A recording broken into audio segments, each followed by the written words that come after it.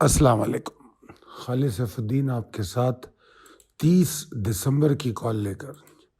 अच्छा जनाब, कॉल आमतौर पे वीकेंड की थोड़ी सी तवील होती है क्योंकि हम वीकली रैपअप पे भी बात करते हैं और मुख्तलिफ चीज़ों को देखते हैं।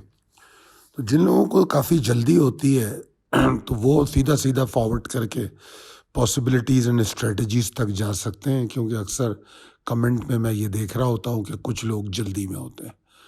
हम बात करेंगे अपने रेगुलर मंडे की कॉल के हिसाब से। अच्छा जनाब, सब में पहले तो नया क्वार्टर शुरू होने जा रहा है और इस नए क्वार्टर में हम आपको नया पोर्टफोलियो भी देंगे। और पिछले पोर्टफोलियो में माशाल्लाह, खैर मार्केट ही ऐसी चल रही है तो कोई बड़ी बड़ी बात नहीं है। अगर हमने अपनी एक्सपेक्टेशन से ज़्यादा कमा लिया तो इसमें हमारी कोई वो नहीं है। मार्केट ही इतनी अच्छी चली और इतनी ज़्यादा मूव हुई। हाँ, ये ज़रूर कह सकते हैं कि अगर हमारा सिलेक्शन ऑफ स्टॉक अच्छा था तो हमने ज़्यादा से ज़्यादा मार्केट से गेन लिया। और अगर हमारा सिलेक्शन ऑफ स्टॉक वही कन्वेंशनल था, मोहब्बत की बुनियाद पे था कि मुझे ये स्टॉक पसंद है, मुझे वो स्टॉक पसंद है, स्टॉकों को बेचा नहीं, तो फिर यकीनन हमें इस इतनी ज़्यादा मार्केट ऊपर आने के बावजूद कोई बड़ा फ़ायदा नहीं हुआ होगा। बहरहाल, अगर आप हमारी नई सेमाई को ज्वाइन करें तो आपको उसमें पोर्टफोलियो भी मिलेगा और क्वार्टर के लिए जो हमारी डेली कॉल्स होती हैं वो भी आपको, चाहे शॉर्ट टर्म हो डेली ट्रेड हो, वो तमाम मिलेंगी। अच्छा जनाब, सब में पहले आज के सेशन को देख लेते हैं। अच्छा, आज के सेशन में जो अगर हम देखें चार्ट को, तो जनाब अली, इसमें कल एक बात आपको बताई गई थी कि बावजूद इसके कि दो मंदी के सेशन हमने मंगल और जुमेरात को देखे, हमें एक उम्मीद की किरण नज़र आ रही थी कि शायद बुल्स थोड़ा कम बैक करें। मगर एक दिक्कत थी जो जिसको क्रिटिकल रेजिस्टेंस का नाम दिया गया, 1,11,258 और 1,11,694। और हम अगर चार्ट पे देखें तो एग्जैक्टली वहीं से हमें प्रॉब्लम मिली और मार्केट फिर वहीं क्लोज हो गई, उसी रेजिस्टिंग एरिया में, जो कि एक बेहतर साइन है। आज के लो से जो रिकवरी है वो भी खुशाइंद है और सपोर्ट को वैलिडेट करती है। और मैं समझता हूँ कि जब उसने लो से उठान हुई है मार्केट की, तो फिर तसलसल भी देखा गया पहले हाफ में, और जब दूसरा हाफ शुरू हुआ तो हमने फिर हाई बना लिया। फिर उसके बाद थोड़ी एग्जॉर्शन हो गई। जो परेशानी की बात जो मुसलसल हमें पिछले चंद सेशन में नज़र आ रही है वो वॉल्यूम की कमी है। अगर इंडिविजुअल स्टॉक्स की बात करें तो बहुत से सेक्टर्स, स्टॉक्स अच्छा परफॉर्म कर रहे थे। और आज banking, oil and gas, fertilizer, cement, इन्होंने कम बैक किया है मेरे हिसाब से। वरना आप पिछले सेशंस में देखें तो सब में ज़्यादा नेगेटिव पॉइंट्स इनके थे और आज पॉजिटिविटी में इनका बड़ा हाथ था। तो ये एक ख़ास बात है। सिलेक्शन ऑफ स्टॉक की बड़ी अहमियत थी और आज जो आपको मार्केट के दौरान स्टॉक दिए गए उसको भी आपने एंजॉय किया होगा, उसको हम आगे डिस्कस कर लेंगे। वॉल्यूम जिस तरह मैंने कहा बहुत लो रहा, तो मुझे अगर मैं देखूं तो एक टीआरजी बड़े शेयरों में हेल्दी वॉल्यूम के साथ था। उसके बाद बाकी सारे जो हैं पाक इलेक्ट्रॉन भी था, बाकी सिनर्जी, कराची इलेक्ट्रिक, बीओपी, कॉसम, ये थे, फौजी सीमेंट भी था, पीआईबीटीएल। मगर कराची इलेक्ट्रिक, कॉसम और पीआईबीटीएल नेगेटिव क्लोज हुए। और अगर हम इनका हाई लो भी देखें तो हाँ, हाई तो अच्छा बना पीआईबीटीएल का। एनीवेज, ओवरऑल वॉल्यूम कम हुए। सेकंड हाफ में वॉल्यूम निस्बतन ज़्यादा थे। तो जनाब, अगर ये सेकंड हाफ में भी वॉल्यूम नहीं बढ़ते तो फिर पता नहीं हम कहाँ क्लोज करते। 29 करोड़ का वॉल्यूम था। अब आ जाते हैं वीकली रैपअप पे। वीकली रैपअप में आप देख सकते हो कि हमने आपको यहाँ पर फॉरेन इन्वेस्टर पोर्टफोलियो भी दिखाया है, वीकली क्लोजिंग दिखाई है, हाई लो दिखाया है और पिछले मंडे की कॉल दिखाई है। अब इसमें जो अहम अहम बातें हैं उनको देख लेते हैं जो मैंने हाईलाइट की हैं। मैंने कहा था कि जो कंसिस्टेंसी है डायरेक्शन में वो राइजिंग वॉल्यूम के साथ ही मुमकिन हो पाएगी, ठीक है। और अगर ऐसा होगा तो फिर बुलिश सस्टेन करेगा। और मैंने ये भी कहा था कि despite this there is no immediate threat of selling off, क्योंकि इमरान खान साहब के हवाले से कुछ कोर्ट डिसीजन थे जो बाद में डिले हो गए थे। खैर बहरहाल 1,09,970 को एक ऐसा लेवल करार दिया कि जिसके नीचे मार्केट को नहीं रुकना चाहिए। और हमने देखा कि मार्केट ने जो है इसके नीचे रोकी नहीं है। पहला सेशन बहुत ही परफॉर्मिंग सेशन था, फिर 2 सेशन बियरिश हुए, फिर आज उसने लो बनाया 1,09,859 का। और ये जो आज आपको क्रिटिकल रेजिस्टेंस दी गई थी, अगर आप गौर करें तो यही रेजिस्टेंस मंडे को भी बताई गई थी 1,11,694 की। अगर आप लोग कॉल्स का रिकॉर्ड रखते हैं तो आपको ये तमाम चीज़ें समझ आएंगी। और वहाँ जो बेयरिश पॉसिबिलिटी बताई गई थी 1,07,522। इसीलिए मैं कहता हूँ कि मंडे की कॉल बहुत अहम है। मैं यहाँ पर आपको वो भी बता रहा हूँ जो हमारी जो चार्ट की पोजीशन है वीकली और डेली की, मैं आपको वो भी दिखा रहा हूँ। तो अगर आप इसमें देखें तो मार्केट एक नज़र में, तो इसमें मैंने आपको आज मंथली चार्ट दिखा दिया। गो कि अभी 2 दिन बाकी हैं महीना ख़त्म होने में, फिर भी कोई हर्ज नहीं है कि अगर हम मंथली चार्ट को देख लें। तो मैंने यहाँ पर इनफैक्ट 2 साल का सफ़र दिखाया है स्टॉक एक्सचेंज का, और तीनों चार्ट को इसलिए दिखाने की कोशिश की है कि आप तीनों चार्ट में उसका जो रद्द अमल है उसको भी समझ सकें। तो जनाब मंथली चार्ट तो इंतहाई तेज़ी पर पॉइंट कर रहा है। और अगर आप नोटिस करें तो 38,135 जो है वो लो बनता है, और हाई जो है आज का जो इस वीक का हाई है वही हाई बनता है। तो अगर हम इन दोनों का तकाबुल करें तो 17,039 इस वीक का नहीं, सॉरी, अब तक का जो रिकॉर्ड हाई है। तो 24 महीनों में 78,904 पॉइंट मार्केट ने बढ़ाए हैं। तो ये कम नहीं होते, बहुत ज़बरदस्त मूव है। और ये तकरीबन 206.90% बनता है 2 साल में। तो मेरे ख्याल में कोई इसमें झिझक नहीं होनी चाहिए कि हम कह सकें कि पाकिस्तान स्टॉक एक्सचेंज 2 सालों में बेस्ट परफॉर्मिंग मार्केट रही है। मेरे ख्याल में किसी को भी इस पर कोई शक नहीं होना चाहिए। तो वीकली चार्ट को भी अगर आप देखें तो उसी टाइम फ्रेम में वीकली चार्ट भी दिखाया गया है कि ये सफ़र किस तरह जारी रहा। अगर आप देखें तो उसमें साइडवेज मूव्स भी आई, ऐसे हफ्ते भी आए जिसमें मार्केट एक रेंज में चली। मतलब मार्केट बिल्कुल कोई एबनॉर्मलिटी नज़र नहीं आती। हाँ, आखिर में अगर हम अभी देखें नवंबर दिसंबर को, तो नवंबर दिसंबर में, और फिर अगर हम 2023 में के उसमें जाके देखें तो बल्कि 2024 के शुरू में ही, तो थोड़ी बहुत हमें नज़र आती है मुतसलसल के साथ तेज़ी।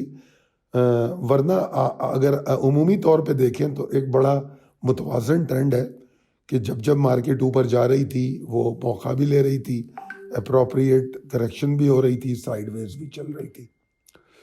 तो बहरहाल ये तो मार्केट की शक्ल है जो मंथली, वीकली और डेली में हमें नज़र आ रही है। अब वीकली रैपअप में मैंने यही बताने की कोशिश की है आपको, जिस पर अभी हम डिस्कस कर रहे थे कि तकरीबन मार्केट ने कितने पॉइंट बढ़ाए। अगर इस हफ्ते को देखें तो 2 दिन कैसे रहे, फिर उसके बाद हमें 1838 पॉइंट के ऊपर क्लोजिंग फिर भी मिल गई। हाँ, वॉल्यूम डिक्लाइन हुए 30% से पिछले हफ्ते के मुकाबले में, ये एक ख़ास बात है। तो इस हफ्ते में टोटल 4 सेशन थे। तो ये जो मैं वॉल्यूम डिक्लाइन बता रहा हूँ ये एवरेज डेली वॉल्यूम के हिसाब से बता रहा हूँ। तो 1,15,036 का हाई बना, और 1,09,858 का लो बना। और एक टग ऑफ वॉर देखी गई कि 2 सेशन मंदी के और 2 सेशन आगाज और इख्तिताम जो है उसमें बुल्स की एफर्ट। मंडे तो बहुत ही अच्छा था। अगर आपने इस हफ्ते के दौरान की कॉल्स पे तवज्जो दी हो तो मैं बार बार एक बात कह रहा था कि बेशक प्रेशर आया, मगर जो वॉल्यूम था वो रिफ्लेक्ट कर रहा था कि माल बेचने पे अभी शायद इन्वेस्टर कन्विंस नहीं था। वो चीज़ मुतवाज़न रही और फिर हमने आज थोड़ी रिकवरी भी देख ली। और अगर FIPI नंबर देखें फॉरेन इन्वेस्टर पोर्टफोलियो के, तो foreign and local fund selling में तो हैं, मगर जो सेलिंग का हजम था पिछले हफ्तों में और जो हम देख रहे थे वो काफ़ी हद तक कम हुआ है, बहुत कम हुआ है वो। और local investor they are still buying और इनकी इनफ्लोज हमें अच्छी नज़र आ रही है। लास्ट मंडे की कॉल में ये भी बताया था कि इंडेक्स जो है स्ट्रेंथ लेगा अगर वो डायरेक्शन ले और उसके साथ वॉल्यूम को बढ़ाए, जो कि नहीं हुआ। और यही वजह थी कि हमको गिरावट भी मिली और फिर हमने एक दोबारा एंड में उसको ऊपर देखा। अब यहाँ पर मैंने आपको अगली स्लाइड में कुछ एक्सटर्नल थ्रेट्स की बात की है। ये एक्सटर्नल थ्रेट्स क्या हैं जनाब? देखिए, मार्केट तो परफॉर्म कर रही है अभी, जिस तरह हमने 2 साल पे भी बात कर ली, बहुत ज़बरदस्त परफॉर्म कर रही है और मैक्रो इकोनॉमिक्स इंडिकेटर उसको फुल सपोर्ट कर रहे हैं, जैसे इन्फ्लेशन है और इकोनॉमिक ग्रोथ या इकोनॉमिक रिकवरी की बात हो रही है। मगर ये नहीं भूलना चाहिए कि ये तमाम इंडिकेटर किसी हद तक फॉरवर्ड लुकिंग इंडिकेटर्स होते हैं, तो इकोनॉमी को वक्त देना पड़ेगा। ये बात मैं इसलिए कह रहा हूँ कि कम से कम 6 से 12 महीने में शायद हमको कोई ग्राउंड पे फ़र्क नज़र आए। जो माइक्रो इकोनॉमिक्स रेगुलेशन होनी चाहिए, माइक्रो इकोनॉमिक्स जो हमें चेंजेस नज़र आए उन इंडिकेटर की, उसके लिए रेगुलेशन की बड़ी अहमियत है। अगर उसको रेगुलेट करेंगे तो आवाम को वो चीज़ नज़र आएगी। अब ये बात मैं इसलिए कर रहा हूँ कि ये सवाल हमसे बड़ा होता है और आए दिन हम कमेंट्स की शक्ल में भी सुनते हैं और हम जहाँ हमारा मिलना मिलाना होता है वहाँ भी ये सुनने को बहुत मिलता है, अरे यार मार्केट ऊपर चली गई, क्या चीज़ सस्ती हुई है, क्या फ़र्क पड़ा है, कोई फ़र्क नहीं पड़ा। तो इस तरह की बातें सुनने को मिलती हैं।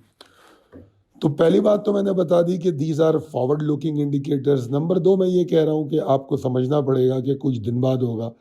फिर आगे मैं ये बात आपको बताने की कोशिश कर रहा हूँ कि इसकी वजह क्या है। इसकी वजह जो है वो रेगुलेशन है या रेगुलेटरी अथॉरिटीज़ जो है या जो रूलिंग एलीट है या गवर्नमेंट है, वो इसको नाफिज करने में नाकाम नज़र आती है। कि अगर इन्फ्लेशन नीचे आई है, महंगाई कम हुई है, कुछ बड़ी बड़ी चीज़ों पे तो नज़र आ गई, मगर उस कमी का जो फ़र्क है वो नीचे अवाम तक पहुंचा है या नहीं पहुंचा, डिप्टी कमिश्नर के लेवल पे या जो एडमिनिस्ट्रेशन है उसके लेवल पे जो काम होना चाहिए कि इसको चेक किया जाए, जब वो नहीं हुआ तो अवाम को फ़र्क नहीं मिला।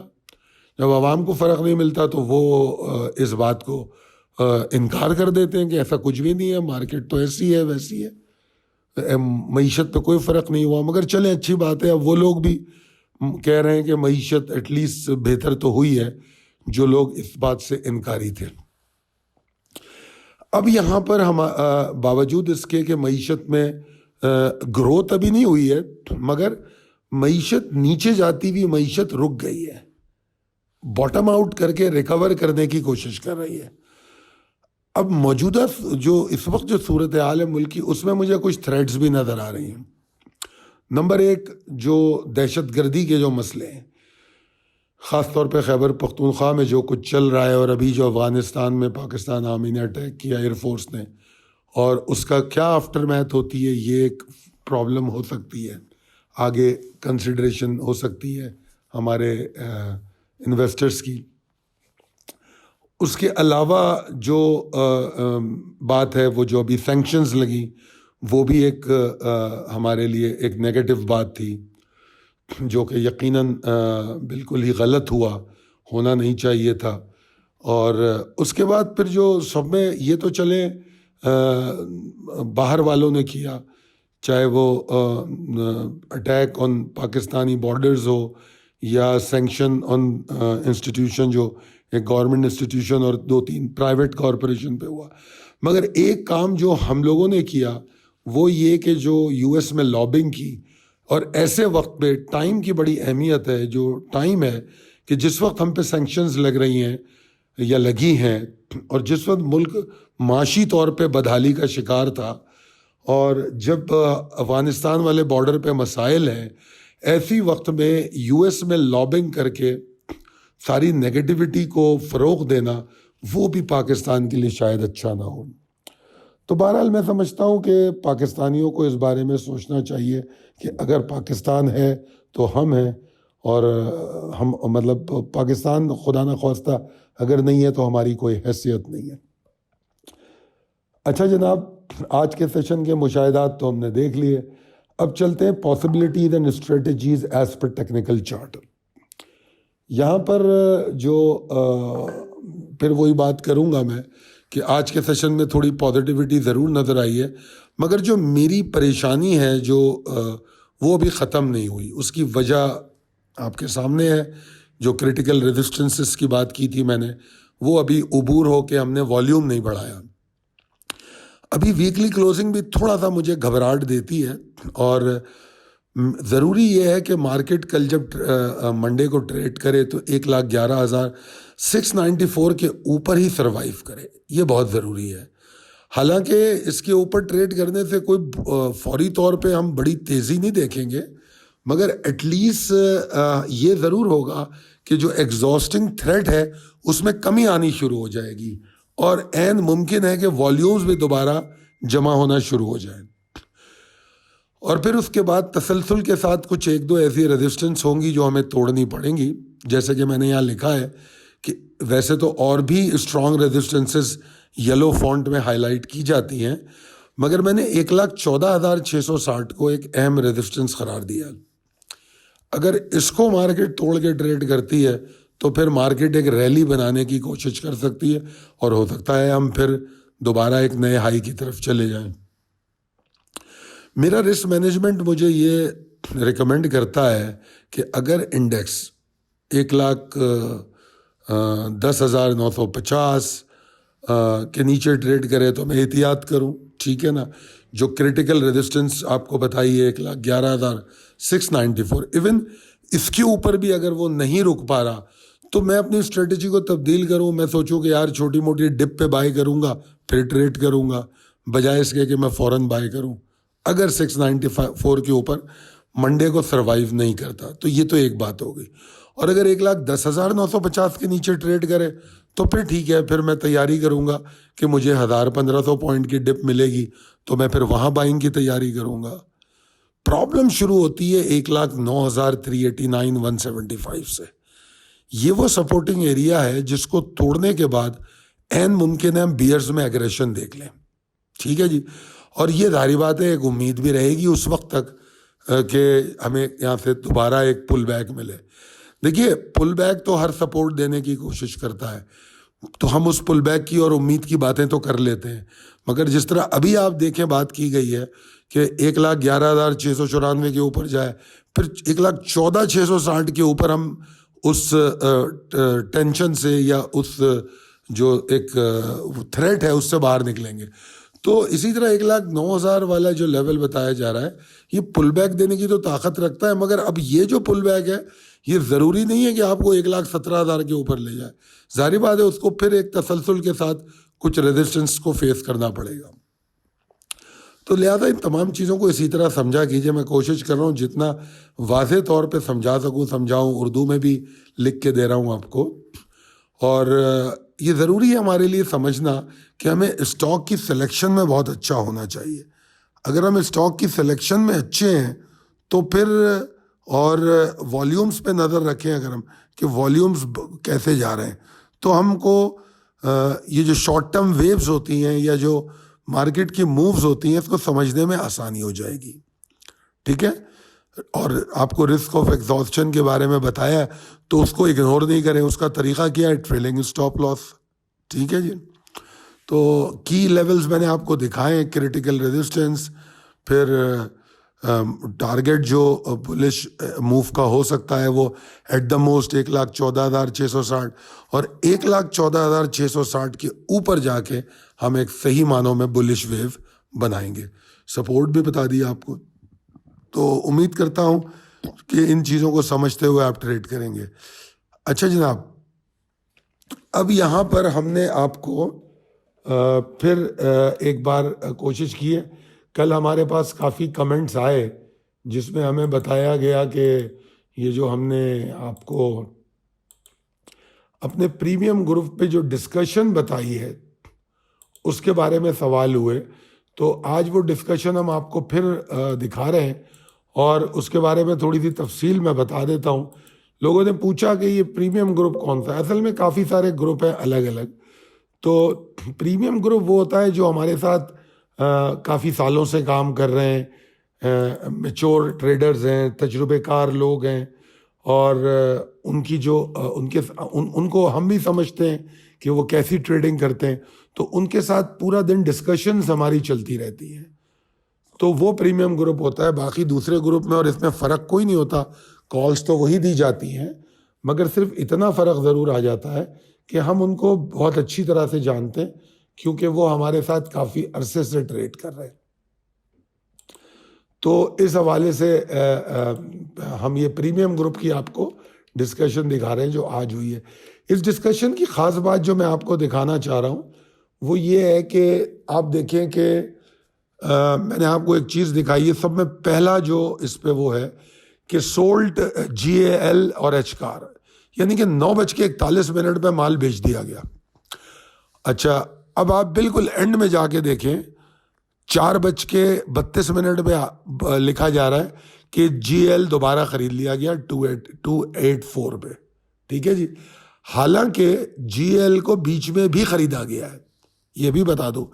अगर आप देखो 11:15 पे 288 पे खरीदा और फिर 294 पे बेच दिया। पहले भी खरीदा 291 पे, 2 ट्रेडें ये हो गई। ठीक है, फिर उसके बाद जब मार्केट बंद होने से पहले GL को फिर खरीद लिया गया। तो ये 2.5 ट्रेड हो गई, 2 कंप्लीट हो गई। 2.5 भी नहीं कहेंगे, 2 ट्रेड कहेंगे, क्योंकि एक में सिर्फ बेचा, एक खरीदा बेचा और एक खरीद लिया। तो 2 ट्रेडें मुकम्मल हो गई। मल्टीपल ट्रेडिंग अपॉर्चुनिटी यही होती है। फिर मैंने इसमें आपको देखो, आप GCIL पे बात हो रही है। फिर इसमें आप देखिए 10:31 पे FCEPL को बाय करने के लिए कहा जा रहा है और उसके बाद आपको पता ही है FCEPL नमाज के वक्फे के बाद कैप हो गया। फिर आप हैस्कॉल की भी बात हो रही है, लोड्स की बात हुई है बीच में, और आप देखोगे यहाँ पर 12 बजे FCEPL की एक याद दहानी कराई गई है। ठीक है जी, और एक लोगों से पूछा गया था कि किसी ने ख़रीदा या नहीं, तो लोगों ने इस पर कमेंट किया है कि हाँ ख़रीद लिया है। इस दौरान 11:34 पे मिड डे कॉल दी गई, ट्रिपल GL की बात हुई और उसके बाद आप देखते चले जाइए। फिर 4:12 पे SSGC की बाय कॉल दी और मज़ेदार बात यह है कि SSGC को बेचा गया था, फिर दोबारा ख़रीदा गया। और SSGC मैं भी आपको आगे दिखाऊंगा कि उसकी पिछली कॉल कब थी। मेरे ख्याल में मंडे को थी, पिछले मंडे को। तो SSGC बेचा गया, फिर दोबारा खरीदा गया और 45 और 46 के बीच में खरीदा गया। ठीक है जी, दीवान फारूक मोटर भी बेचा गया और कुछ लोगों ने इसको वापस खरीदा है। ठीक है जी, दीवान फारूक मोटर भी आज बेचा गया अच्छे प्रॉफिट में। TRG में आज मल्टीपल ट्रेडिंग हुई। TRG को न सिर्फ उसका टारगेट तो आपके सामने सारे नज़र आ रहे होंगे, जो जो अचीव हुए हमारी टीम ने पोस्ट कर दिए थे, तो वो तो आपको नज़र आ ही रहे होंगे। तो खैर बहरहाल ये तो थी सेशन के दौरान की गुफ्तगू। अब बात कर लेते हैं स्क्रिप्ट कॉल पे। जनाब, पिछले मंडे को सुई सदरन गैस की कॉल दी गई थी और ज़रा इसको पढ़ लीजिए। बहुत छोटी सी कॉल थी, बहुत मुख्तसर लिखा हुआ था कि जनाब बुल्स इसमें ख़त्म नहीं हुए, स्ट्रिक्ट स्टॉप लॉस के साथ जाइए, 4790 के ऊपर लॉन्ग चले जाइए। ठीक है जी, ये 23 तारीख को बताया जा रहा है। ठीक है जी, अब जाके आप खुद ही देख लीजिएगा क्या होता रहा है। और फिर आज दोपहर को मार्केट बंद होने से आधा घंटा पहले इसकी कॉल दे दी गई। 45 और 46 के बीच में ये बाइंग हुई है ज़्यादातर जिन लोगों ने हमारे बाइंग की है, और ये मेरे ख्याल में 47 के ऊपर बंद हुआ है। अब इसके बारे में ये कहा जा रहा है मंडे के लिए कि 4790 ये इसका ट्रिगर है, और आप देख लीजिए 23 तारीख की कॉल में भी यही ट्रिगर है। अगर आप 23 की कॉल देंगे कोई फर्क नहीं आया, 4790 का ट्रिगर है। टारगेट 4975 और 5085 तक हो सकता है। अगर ये 4975 के ऊपर वॉल्यूम जनरेट करता है अच्छे, तो फिर इसका पोटेंशियल 54 रुपीज तक हो जाता है। मगर साथ साथ में रिस्क मैनेजमेंट ये सजेस्ट करती है कि वाइल दौरान इसके कि आप टारगेट को का पीछा करें, आपके लिए ज़रूरी है कि ट्रेलिंग स्टॉप लॉस करें। करंट स्टॉप लॉस कहाँ है ये आप देख लीजिए। करंट स्टॉप लॉस आपका बनेगा 4480 के नीचे, उसके बाद इसको 4625 के नीचे लाएं और फिर 4790 के नीचे। इस तरह आप ऊपर चलेंगे। 4480 के नीचे तो इसलिए लिया जा रहा है कि प्री ओपन वॉलेटिलिटी को हैंडल किया जाए, वरना सही मानों में तो ये 4625 के नीचे है। ठीक है जी, फिर आप इसको आगे लेके जाएंगे। उम्मीद करता हूं कि आपको ये कॉल भी पसंद आई होगी और समझ भी आई होगी, और आप लोगों की कमेंट्स देखता हूं। बहुत शुक्रिया कि आप लोग डेली ट्रेड्स को एंजॉय कर रहे हैं। एक साहब कह रहे थे कि आप रोज दो दिया करें, कुछ दिन 2 अगर दे दूं तो फिर कहेंगे 3 दिया करें, 4 दिया करें, मतलब और कोई काम ना करें। यार आपको आपके सामने ये ऑप्शन मौजूद है 034561904443। अगर आप अपने पोर्टफोलियो की हिफाजत चाहते हैं, उसके बारे में मालूमात चाहते हैं, तो आप कॉल कर लें इस नंबर पे और कॉल करके सर्विस ले लीजिए, ताकि आपके जो स्टॉक है उस पर भी हम अपना नुक्ता नज़र दे सकें। आप लोग अपने स्टॉक लिखते हैं, मगर मेरे लिए तो मुमकिन नहीं होता। मेरे लिए तो ज़रूरी है कि जो मेरी लिस्ट है, ये जो मेरे क्लाइंट है जो मैं उनको बाय करा रहा हूँ, मैं उस पर अपना पॉइंट दूँ। स्टॉक तो बहुत सारे 200-300 स्टॉक तो रोज़ नहीं दिए जा सकते ना, तो लिहाजा या तो आप हमारे क्लाइंट हो ताकि फिर हम आपके स्टॉक्स पे काम कर सकें। तो 034561904443 is the number two contact us. बहुत शुक्रिया। अल्लाह ताला आपको खुश खुर्रम और सेहतमंद रखे। अल्लाह हाफिज़।